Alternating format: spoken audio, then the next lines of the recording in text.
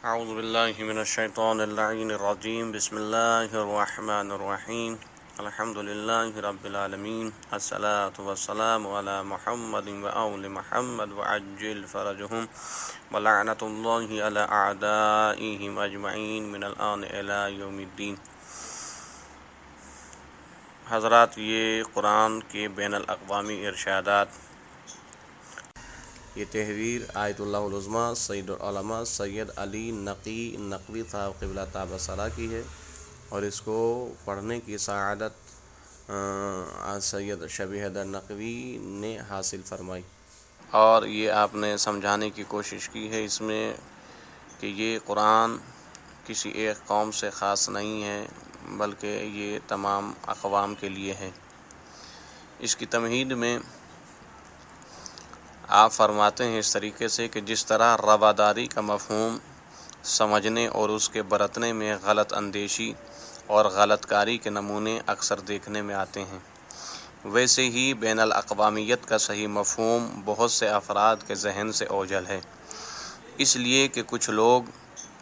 اسے اپناتے ہوئے غلط طریقہ کار اختیار کرتے ہیں، اور بہت سے ناسمجھی کی بنا پر اس سے دہشت کرتے ہیں، بلکہ ایک طبقے نے تو اس سے چڑنا شروع کر دیا ہے۔ معلوم ہونا چاہیے کہ بین الاقوامیت کے معنی سب کی ہاں میں ہاں ملانے اور دوسروں کی خاطر باطل کی تائید اور حق کی انکار کے نہیں ہیں، بلکہ اس کے معنی ہیں ان مفادات کو سامنے رکھ کر جو بلا تفریق اقوام و ملل تمام نوع انسان کی ترقی سے تعلق رکھتے ہیں، ان آفاقی حقیقتوں پر زور دینا کہ جن کا زیادہ سے زیادہ ذہن نشیں ہونا تمام اقوام میں باہمی یکجہتی کا ذریعہ ہے، اور خیر سگالی عامہ کو پیش نظر رکھ کر عقل عمومی کے ان مضمرات کو ابھار کر سامنے لانا کہ جن سے قوموں کی باہمہ مغایرت دور ہو کر دل میں اتحاد انسانی، برادری اور امن عالم کے تحفظ کا احساس پیدا ہو۔ حضرات، جب ہم قرآن مجید کا مطالعہ کرتے ہیں تو اس نوع کی آیتیں ہمیں اس میں بکثرت نظر آتی ہیں، جن میں سے کچھ بطور نمونہ مناسب تشریحات کے ساتھ اس مقالے میں درج کی جاتی ہیں۔ نمبر 1، خالق کی رحمانیت کا عموم اور ربوبیت کی ہماگیری۔ بسم اللہ الرحمن الرحیم میں رحمان اور رحیم دونوں صفتیں رحم سے تعلق رکھتی ہیں اور مبالغے کے لیے ہیں، یعنی وصف کی شدت و قوت کو بتاتی ہیں، مگر اس میں رحمان جسے مقدم قرار دیا گیا اس رحمت کو بتاتا ہے جو خالق کی طرف سے بتقاضۂ ربوبیت تمام کائنات سے متعلق ہے، اور جس میں مومن اور کافر کی تفریق نہیں ہے، جیسا کہ مولوی عبدالماجد صاحب دریا آبادی نے کہا کہ پورے قرآن مجید میں اسم ذات کے بعد جو سب سے پہلا اسم صفاتی ارشاد ہوا وہ صفت رحمانیت کا مظہر ہے۔ ائمہ اہل بیت علیہم السلام نے اپنے تشریحات میں صفت رحمانیت کی اس ہماگیری کو طرح طرح کے الفاظ سے نمایاں کیا، چنانچہ حضرت امیر المومنین علی بن ابی طالب علیہ السلام کا ارشاد ہے کہ الرحمن الذی یرحم یبسط الرزق علینا، رحمان وہ ہے کہ جس کی رحمت ہم پر نمایاں ہے رزق کی وسعت سے جو ہم پر ہے۔ ایک روایت میں اور ارشاد فرمایا العاطف علیہم بالرزق ولا یقطع منہم، کہ وہ جو بندوں پر روزی پہنچانے کے ساتھ اپنا لطف و کرم شامل کیے ہوئے ہیں، اس طرح کہ ان سے اپنے رزق کے سلسلے کو بند نہیں کرتا، چاہے وہ اس کی اطاعت سے الگ ہو جائیں۔ اسی طرح امام جعفر صادق علیہ السلام نے اس طرح ظاہر کیا الرحمن اسم خاص لصفت عامہ، رحمان اللہ سے مخصوص نام ہے اور وہ اس صفت کے لحاظ سے جو عام یعنی ہماگیر ہے یعنی سب کے لیے ہے۔ ان تمام روایتوں کو ملا محسن فیض نے اپنی تفسیر صافی میں اکٹھا کیا اور فلسفی زبان میں ان کی تشریح اس طرح کی ہے کہ رزق کل مخلوق ما بہی قوام وجود ہی، کہ ہر مخلوق کا رزق وہ ہے جس سے اس کا وجود قائم ہے اور جو اس کے تناسب حال کمال تک اس کو پہنچا سکے۔ تو رحمان کے وصف والی رحمت تمام کائنات کو شامل کیے ہوئے ہے اور تمام نعمتوں پر حاوی ہے۔ شیخ الطائفہ تحریر فرماتے ہیں کہ رحمان کی شمولیت تمام خلق پر اس وجہ سے ہے کہ اس نے ان سب کو پیدا کیا اور انہیں جاندار، صاحب ارادہ و اختیار بنایا اور ان میں خواہشیں پیدا کی اور ان چیزوں پر جن کی خواہش ہوتی ہے قدرت عطا کی اور پھر اپنی طرف کے احکام جاری کر کے انہیں آخرت کے بڑے سے بڑے ثواب کے حاصل کرنے کا موقع دیا ہے۔ اسی کو آخر کے بعد الفاظ کی کمی مگر ہماگیری کے پہلو کی مزید صراحت کے ساتھ علامہ طبری نے مجموع البیان میں یوں لکھا ہے۔ آپ فرماتے ہیں کہ رحمان کا حاوی ہونا تمام خلق پر، چاہے مومن ہو یا کافر ہو، نیک ہو یا بد اعمال، اس وجہ سے ہے کہ اس نے انہیں پیدا کیا اور انہیں جاندار، صاحب قدرت اور اختیار بنایا اور انہیں روزی عطا فرمائی۔ ہمارے ہم عصر علماء میں علامہ سید محمد حسین طباطبائی نے بھی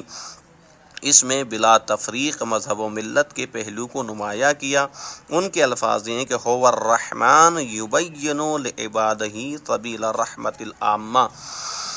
میزان، تفسیر میزان، کہ رحمان وہ ہے جو اپنے بندوں کے لیے اپنی اس رحمت کے راستے کو نمایاں کرتا ہے جو مومن اور کافر سب پر حاوی ہے، جس میں ان کے لیے بہتری ہے ان کے وجود اور ان کی زندگی کے لیے۔ تفاسیر اہل سنت میں سے مدارک التنزیل میں ہے کہ جاء فی الدعاء یا رحمن الدنیا لا یعم المؤمن والکافر۔ دعا میں ہے کہ اے دنیا کے رحمان، اس لیے کہ یہ رحمت مومن اور کافر سب پر حاوی ہے، اور آخرت کے رحیم اس لیے کہ وہاں والی رحمت مومنین سے مخصوص ہے۔ الحمدللہ رب العالمین اس ذہنیت کے مقالے میں جو ہر دن کا ایک خدا قرار دے رہی تھی، اور اس وقت جب ہر قبیلے کا خدا الگ الگ سمجھا جا رہا تھا، اسلام یہ آواز بلند کر رہا تھا کہ وہ تو ایک عالم کا بھی پروردگار نہیں، ہزاروں جہان ایسے ہوں تو سب کا وہی ایک پروردگار ہے۔ اس سے ایک طرف ہر طرح کے شرک کا سدباب کیا اور دوسری طرف اتحاد عالمی کی ایک مستحکم بنیاد قائم کی، جس پر آج تک دنیا باوجود انتہائی تہذیب و تمدن کی ترقی کی کوئی عمارت نہیں بنا سکی، لیکن وہ بنیاد موجود ہے اور دنیا کو ایسی عمارت کی تشکیل کے برابر دعوت دے رہی ہے اور دیتی رہے گی۔ نمبر 2، دوسری بات، ہماگیر ایمان کا اعلان۔ قرآن مجید نے ہماگیر ایمان کا اعلان کیا اور سورہ بقرہ کی آیت نمبر 4 میں اس طریقے سے قرآن میں بیان آیا کہ والذین یؤمنون بما انزل الیک وما انزل من قبلک بالآخرۃ ھم یوقنون۔ متقین کے اوصاف میں ہے اور جو ایمان رکھتے ہیں اس پر جو آپ پر نازل کیا گیا اور جو آپ سے پہلے نازل کیا گیا تھا، اور آخرت کا یقین رکھتے ہیں۔ قرآن کی ہدایت سے ہر مسلمان اس کا اعتقاد رکھتا ہے کہ ابتدائے دور کائنات سے ہر قوم اور ہر ملک میں اللہ نے ہادیان دین پیدا کیے اور ان کی حقانیت پر ایمان اسلام کا حصہ ہے۔ بے شک ان میں سے جن جن کے نام قرآن کریم میں آ گئے ان کی رسالت پر بالتفصیل ایمان ہے، لیکن جن کے نام نہیں آئے ہیں اور ہمارے لیے کوئی قابل اطمینان ذریعہ ان کے متعلق معلومات حاصل کرنے کا نہیں ہے، ان کی رسالت کا نام بنام اقرار نہیں کر سکتے، پھر بھی اجمالی طور پر یہ ہم سب مانتے ہیں کہ جو رہنمایان دین جس ملک میں آئے وہ سب سچے تھے، اور اسی لیے ان مذاہب کے قدیم پیشواؤں کے بارے میں جن کے نام ان اہل مذاہب سے جاتے ہیں، ایک مسلمان کی یہ شان نہیں کہ وہ کوئی کلمہ نازیبا یا توہین آمیز جملہ زبان پر لائے، کیونکہ احتمال ہے کہ وہ بھی ان کے سچے رہبران دین میں سے ہوں جن پر ایمان از روئے قرآن لازم ہے۔ دیگر مفسرین نے بھی ما انزل من قبلک کو ان کتابوں میں محدود نہیں کیا جن کی تصدیق بالنص قرآن میں موجود ہے۔ چنانچہ ایک طرف سنی مفسرین رقم تراز ہیں وما انزل من قبل کا ای التوراۃ والانجیل وما قبلہما، جو آپ سے پہلے نازل کیا گیا تھا، یعنی تورات اور انجیل اور ان کے پہلے کی کتابیں۔ دوسری طرف شیعہ مفسر علامہ محسن فیض کاشانی تفسیر صافی میں تحریر فرماتے ما انزل من قبلک من التوراۃ والانجیل والزبور وصفحۃ ابواب وسائر کتب اللہ المنزلہ، جو آپ سے پہلے نازل کیا گیا تھا، یعنی تورات، انجیل، زبور، صحف ابراہیم اور باقی تمام کتابیں جو اللہ کی طرف سے نازل ہوئی۔ علامہ طبرسی لکھتے ہیں یعنی الکتب المقدمہ، اس سے مراد پہلی والی کتابیں ہیں۔ پہلی صدی کے مفسر کی لفظ یہ ہیں کہ ما انزل من قبلک الکتب الماضیہ، جو آپ سے پہلے نازل کیا گیا تھا، یعنی گزشتہ کتابیں۔ یہی لفظ جدید مفسرین کی بھی ہیں، چنانچہ علامہ مراغی لکھتے ہیں هو التوراۃ والانجیل، اس سے مراد تورات، انجیل اور دیگر پہلے کی کتابیں ہیں، تو ان پر مجمل طور پر ایمان لانا ضروری ہے، نہ کہ نام بنام تفصیلی طور پر۔ ہمارے ہم عصر شیعہ مفسر شیخ محمد جواد نے بھی لکھا کہ المراد بما انزل من قبلک الکتب التی نزلت علی من سبق من الرسل، یعنی جو آپ سے پہلے نازل کیا گیا تھا، اس سے مراد وہ کتابیں ہیں جو پہلے والے پیغمبروں پر اتری تھیں۔ مولانا ابو الاعلیٰ مودودی نے بہت اچھی لفظیں لکھی، قرآن اپنا چشمہ فیض صرف ان کے لیے کھولتا ہے جو اپنے کو خدائی ہدایت کا محتاج بھی مانتے ہوں، اور یہ بھی تسلیم کرتے ہوں کہ خدا کی یہ ہدایت ہر انسان کے پاس الگ الگ نہیں آتی، بلکہ انبیاء اور کتب آسمانی کے ذریعے ہی خلق تک پہنچتی ہیں، اور پھر وہ کسی نسلی اور قومی تعصب میں بھی مبتلا نہ ہوں، بلکہ خالص حق کے پرستار ہوں۔ اس لیے حق جہاں جہاں جس شکل میں بھی آیا ان کے سامنے سر جھکائیں۔ تیسری بات یہ ہے کہ دین کے معاملے میں زبردستی درست نہیں ہے، جیسا کہ قرآن مجید نے کہا لا اکراہ فی الدین قد تبین الرشد من الغی، کہ دین میں کوئی زبردستی نہیں ہے، ہدایت گمراہی سے الگ ہو کر سامنے آ گئی۔ روایات شان نزول میں اگرچہ مختلف ہیں، کوئی کہتا ہے کہ کچھ انصار مسلمان ہو گئے تھے، ان کی اولاد میں بعض مسلمان نہیں ہوئے تھے، ان پر جبر سے کام لے کر زبردستی مسلمان بنانا چاہتے تھے، جیسا کہ تفسیر جلالین میں ہے، اور شرح میں تفصیل سے درج ہے کہ ابو الحسین قبیلہ سالم بن عوف میں سے ایک صحابی تھے، ان کے 2 فرزند ہمارے رسول خدا صلی اللہ علیہ وآلہ وسلم کی بعثت سے پہلے عیسائی ہو گئے تھے۔ اب وہ تجارتی ضرورت سے مدینے آئے تو باپ نے انہیں پکڑ لیا اور کہا میں جانے نہیں دوں گا جب تک کہ مسلمان نہ ہو جاؤ۔ یہ مقدمہ رسول خدا صلی اللہ علیہ وآلہ وسلم کے یہاں گیا تو یہ آیت اتری کہ دین کے معاملے میں جبر نہیں ہے۔ اس پر باپ نے دونوں بیٹوں کو آزاد کر دیا۔ اسی طرح بعض کا کہنا ہے کہ کسی انصاری کا حبشی غلام تھا جسے وہ اسلام پر مجبور کرنا چاہتا تھا۔ علامہ طبرسی نے مجموع البیان میں لکھا کہ وہ دوسری روایتیں بھی ہیں جنہیں علامہ واحدی نے اسباب النزول میں درج کیا۔ بہرحال سب کا نتیجہ یہ ہے کہ قرآن نے زبردستی مسلمان بنانے سے روکا ہے۔ حقیقت میں دین کا تعلق انسان کے دل و دماغ سے ہے۔ اور وہ چیزیں دین ہی کب ہوگی جو دباؤ سے اختیار کی گئی ہوں، جبکہ قرآن نے صاف اعلان کر دیا اور اصحاب رسول صلی اللہ علیہ وآلہ وسلم کو فہمائش کر دی کہ دین کے معاملے میں جبر سے کام نہ لینا۔ تو اس کے بعد اگر کبھی مسلمانوں نے ایسا کیا بھی ہو تو اس کی ذمہ داری اسلام پر عائد نہیں ہوتی۔ مولانا ابوالکلام لکھتے ہیں کہ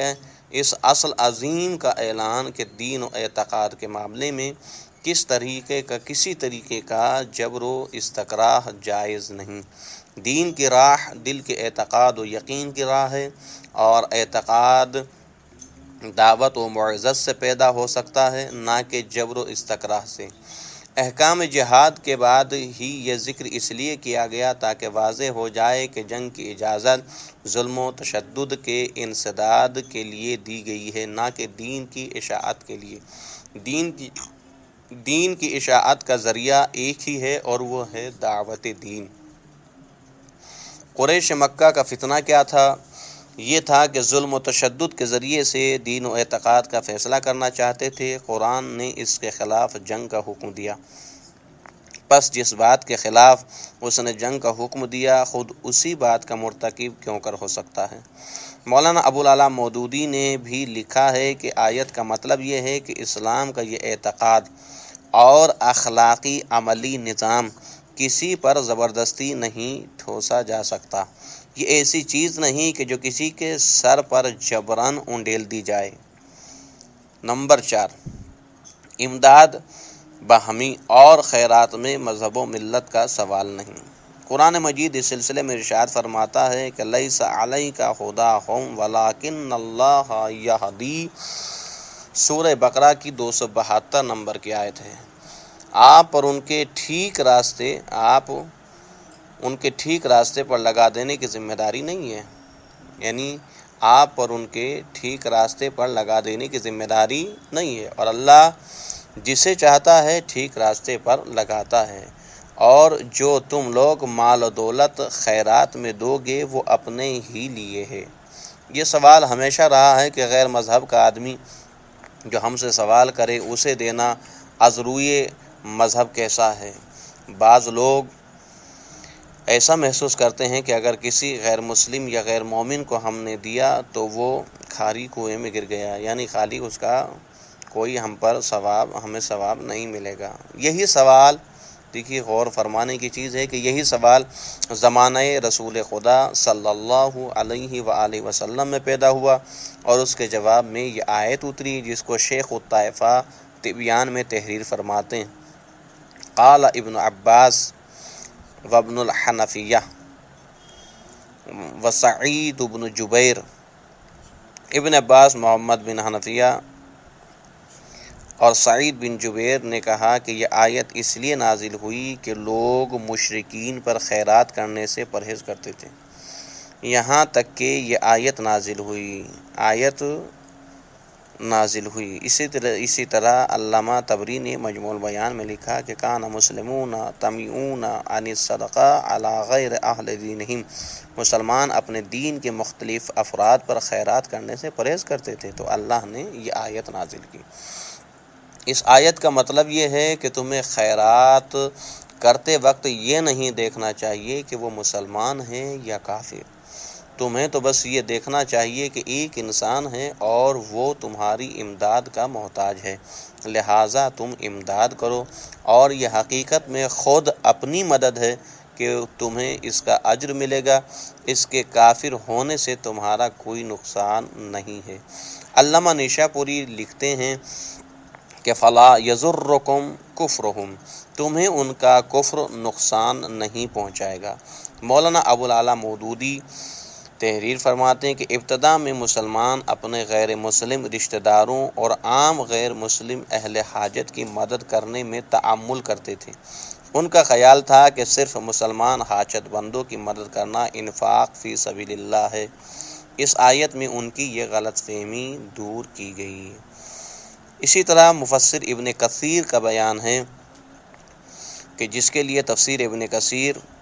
پارہ تلک الرسول صفحہ نمبر 21 میں سرخی قائم کی گئی۔ صحابہ کا ایک تذبذب اور خدا تعالیٰ کا واضح ارشاد۔ اس کے تحت میں لکھا ہے کہ حضرت عبداللہ ابن عباس رضی اللہ تعالی عنہ فرماتے ہیں کہ مسلمان صحابہ اپنے مشترک رشتہ داروں کے ساتھ سلوک کرنا ناپسند کرتے تھے۔ پھر حضور پاک صلی اللہ علیہ وسلم سے سوال ہوا اور یہ آیت اتری۔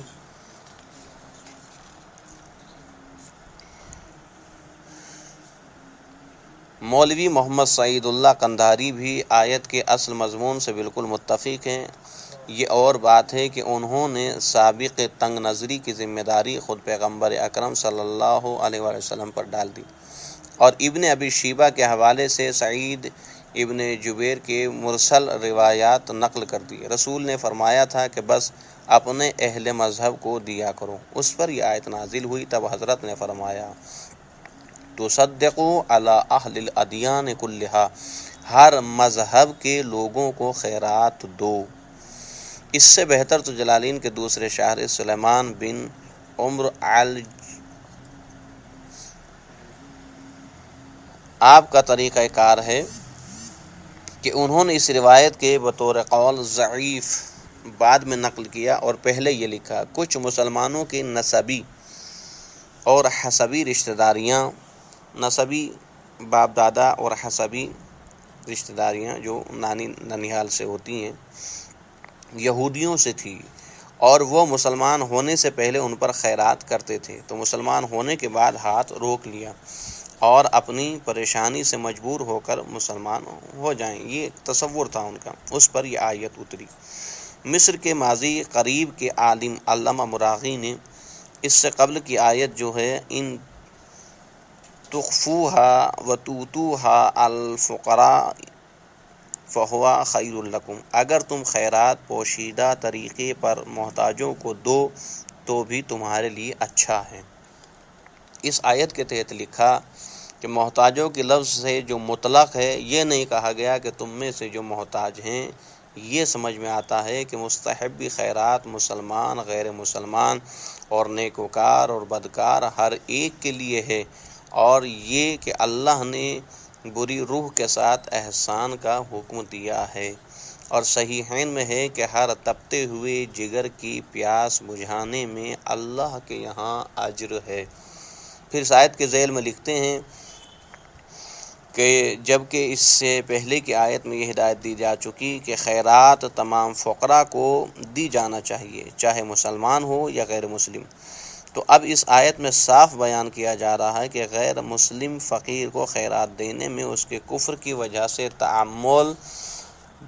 نہیں کرنا چاہیے۔ فقیر کو خیرات دینے میں اس کے کفر کی وجہ سے تعامل نہیں کرنا چاہیے، کیونکہ خیرات تو اس کی ضرورت پوری کرنے کے لیے ہے، لہٰذا اس میں اس کے ایمان کا کوئی دخل نہیں ہے۔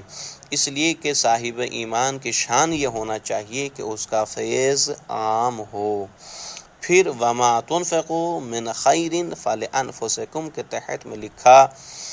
اس لیے کہ اس کا ثواب تمہیں ملے گا اور دینی فائدہ اس کا تمہاری طرف عائد ہوگا، نہ کہ محتاجوں کی طرف، لہٰذا فقراء مشرکین سے خیرات کو نہ روکو۔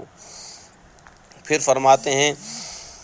کہ اور تم نہیں خیرات کرتے مگر اللہ کی خوشنودی کے لیے خیرات کرتے ہو، یعنی تم خیرات شان و شوکت کے لیے تو نہیں کرتے ہو،